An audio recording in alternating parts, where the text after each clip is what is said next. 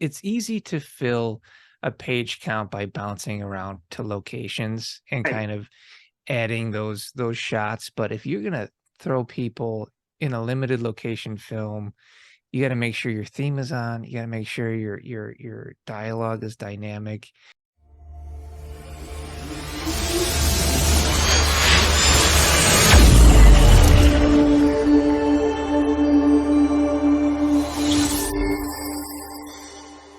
Welcome to the podcast. I am so excited about this episode. And I say that every episode. I'm excited every episode, but I'm really proud of this episode. Today we're doing a spotlight on one of the winners from this year's Script Summit Screenplay Contest, which is listed as one of the best screenwriting contests in the world. And today we have the winner of Best Feature, Duane Graves. He won first place Best Feature for his script, East Jesus. Duane, thanks for being on. Thanks for having us, for having me. I'm used to saying us because it's usually me and Justin. But Yeah, yeah, thank you. I no, appreciate it's your show today, man. You're in the spotlight. So you won you won with East Jesus, which is great. And I want you to tell me a little bit about it. Before that, though, we're going to get into a little bit of your origin story, what brought you into writing the script, and then, of course, we're going to talk about the awesome prizes that you've gotten from our sponsors, amazing. Coverfly and Inktip. So let's start out with give me a little bit about your writing, kind of where you come from, what you like to write about, and then walk me into East Jesus. Well, it's been a bit of a journey. I've been at this for a while. So I started, early on. I came up in the '90s indie movement. Robert Rodriguez, $7,000 Oh backyard. yeah. Sophia Coppola, Virgin Suicide, things like that. These people that were making movies on a very, very small scale and inspiring. Kevin Smith, you know, and so at first, we would write the scripts, or I would write, and then we wouldn't really try to go get managing agent. We just okay, I just want to make it. Yeah. Like the first several films that I made were just we wrote them with what we had available, and Okay. so we would try to make them the best as possible, obviously, but they were always the goal was okay, we're making this. So the and then so we made 2 or 3 films from in the 2000s. My first one was called The Wild Man of the Navidad, and it was about a mysterious creature terrifying this small Texas town, and it was sort of in the vein of the '70s drive-in features, of yesteryear, and a lot of what we would write about back then was legend, lore, myth, things that we heard about as kids, like in Texas growing up, Boy Scout campfire tales, things like that. So Okay. that's sort of that was sort of how the my whole journey began, was on that. And then as then I life happened. I got married. I had a child, a daughter, and then things tend to change a bit when you get to that point in your life. And so I mean, paths diverge. It happens to everybody. yeah, and so as a rule and as a result, my work changed, the things I wrote changed, everything, outlook, everything. And so basically it shifted a bit, and then I started writing scripts solo, some of them, and they got, some, they still had a lot of the darker tones came with it, but Okay. it kind of went away from horror a bit, and more, I guess, into the thriller area, psychological thriller, drama realm.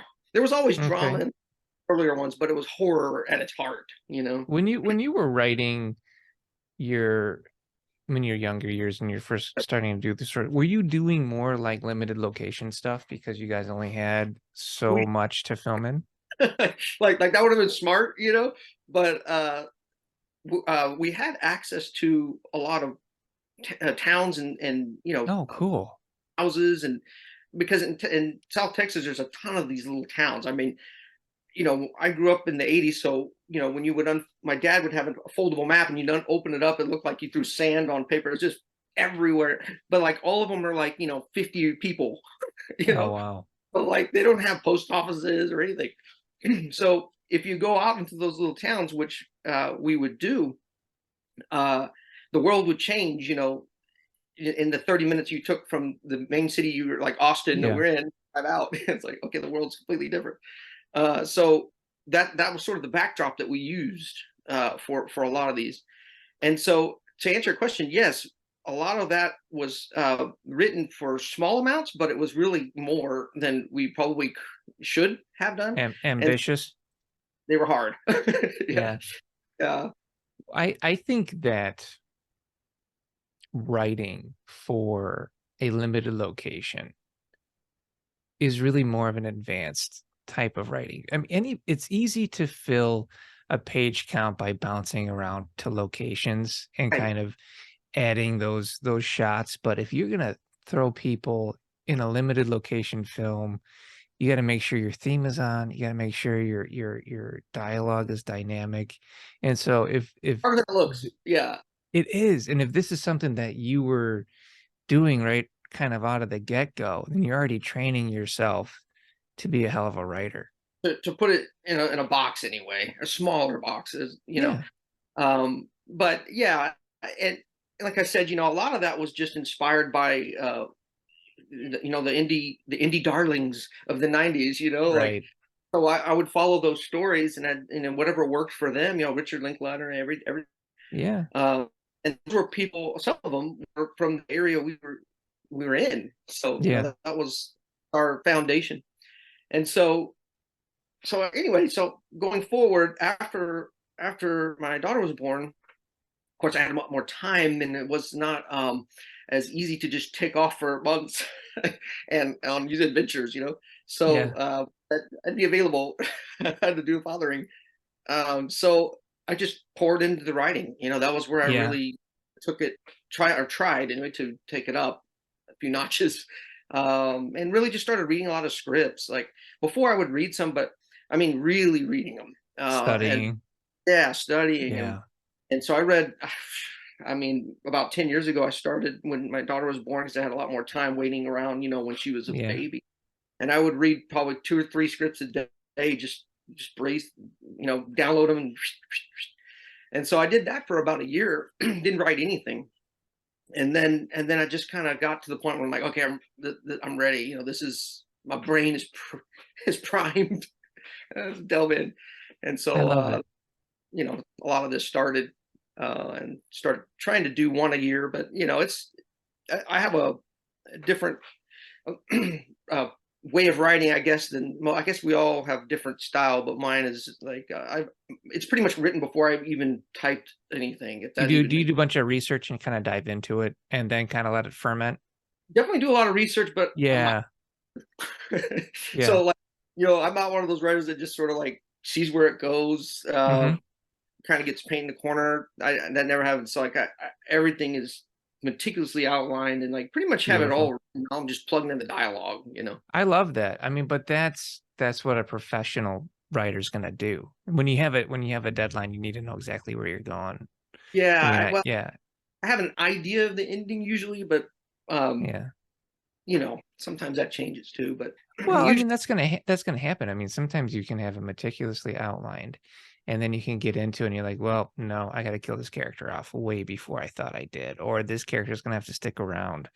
or he's So she's yeah, she's not connecting with the yeah. story. Got to figure out a way to put it all together better. I love the fact that you were really developing your skill as your child was born. I had the same thing with my son. So I had been writing a little bit, but when he was born with too small of a liver. And they wanted to keep him in one of those kind of like chambers and kind of grow his liver. And I was like, I mean, do we have to? And Yeah, they were like, well, I mean, if you didn't, you'd have to keep him under heat and then and make sure that he's getting UV light to grow his liver. I was like, well, I mean, I can do that at home. and Right. so they let me bring him home, and I put him on one of those automatic rocking chairs, and we put glasses on him, and then we put a UV light on him and kept heat on him, and then I would write. And so I There, would just like bake my child next to me as I was writing. And we did that every day for, 8 hours. And then we brought wow. him in a week, and he had fully recovered, and they were shocked. I was like, well, I mean, we're just hanging out. So it is a good opportunity to Mm, fit it in where you can while yeah, still being a responsible parent.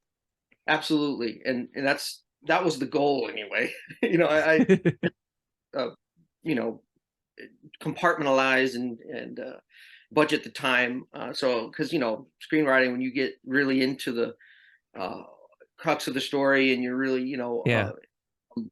finding a flow there, it's hard to tear yourself away, Oh and yeah.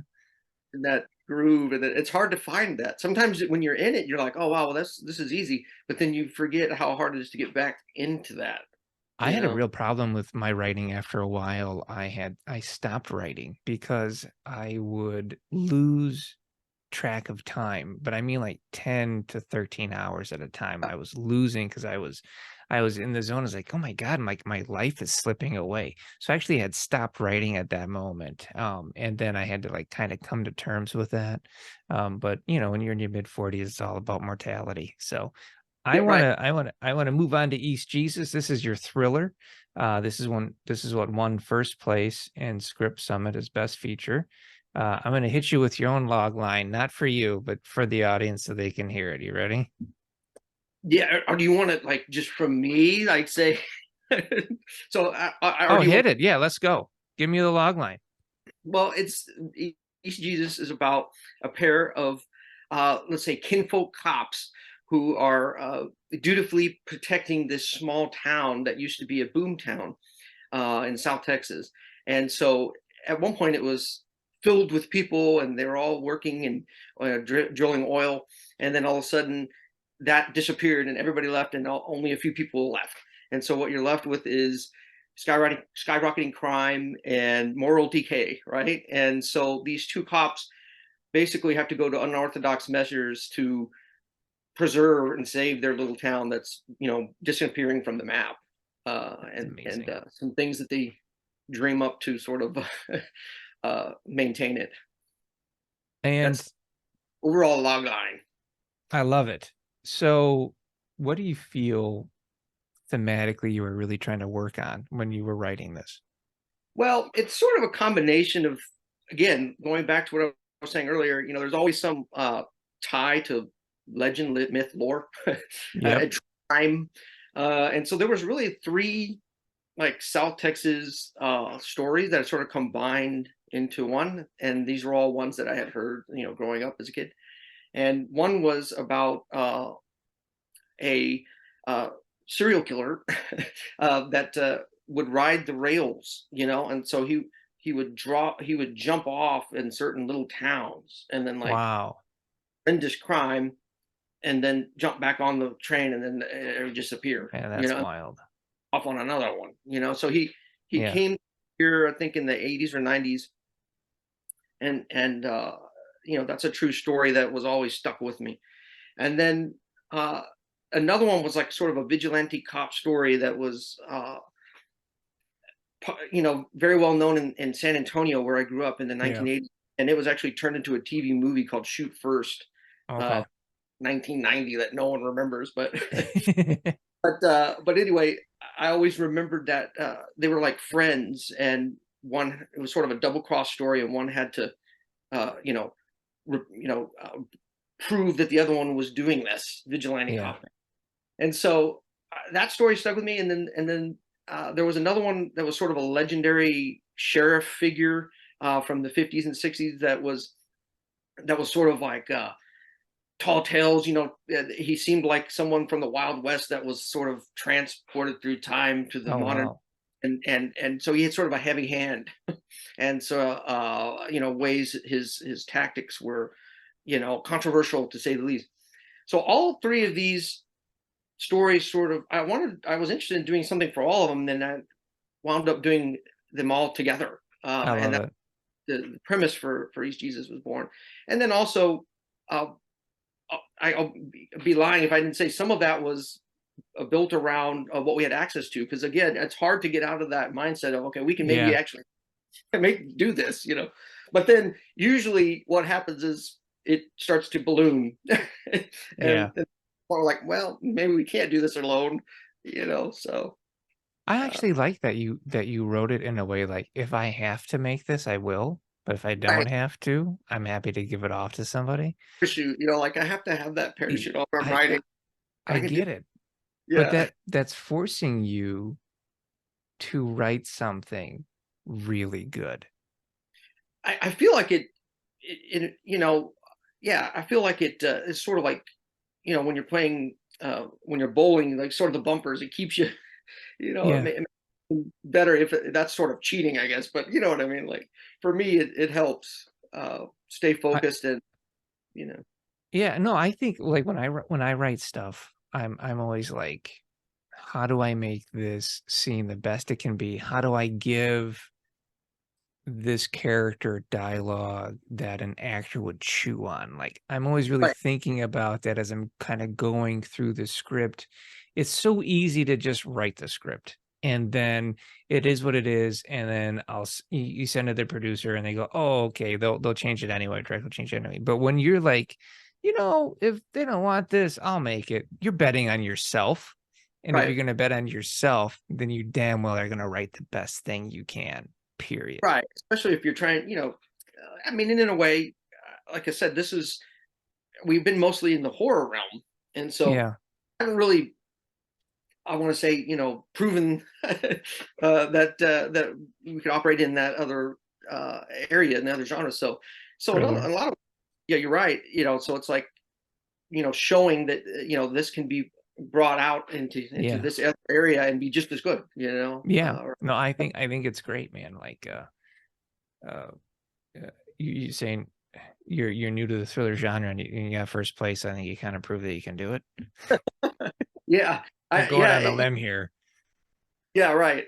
Yeah, so I'm excited, to get something going, because Yeah. it has been since we've been in production of any kind. So a few years, so starting to want to add to the battery of films here. Yeah. So Well, let's talk about that because I mean, one of the prizes is sponsored by Coverfly, and Coverfly is, just so huge in the industry, and the fact that they come on board and they take a couple of our winners, best feature and best television, and yeah, they offer them a development package where they sit with you and they really figure out how to help you find success through a manager and agent. And so how has that process been going? Good. it's been going great. We've had some conversations, a lot of back and forth, and they're very helpful, very accessible, very knowledgeable, Great. and want to kind of what you would say fully package your your script so it's That's ready to amazing. out. Yeah. So they know all the things that people are looking for at the current moment. Because it kind of Yeah. changes. Like Yeah. to be called a lookbook, then it was a prospectus, and then It it was was a now. Bible and yeah. Yeah, exactly. Yeah. So whatever is like currently being expected, Yeah. no. And unless you're in that grind every day, it's hard. I mean, that like I said, it changes. So you might be sort of doing something that's sort of antiquated, and that's only been a few years.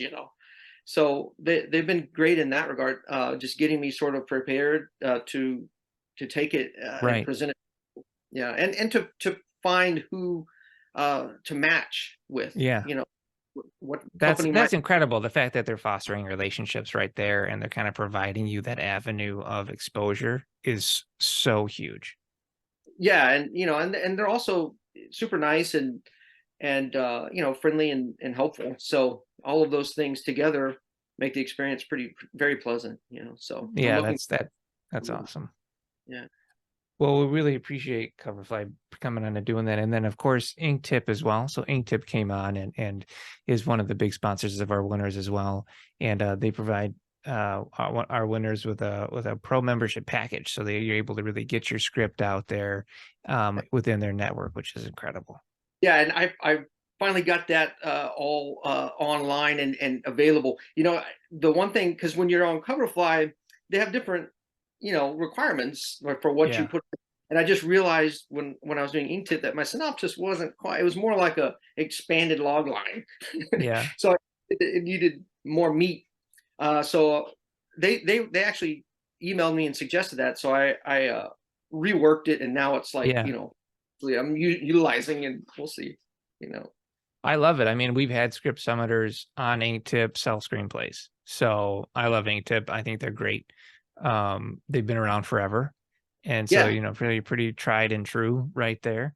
Um, so Duane Graves, the name of the script is East Jesus.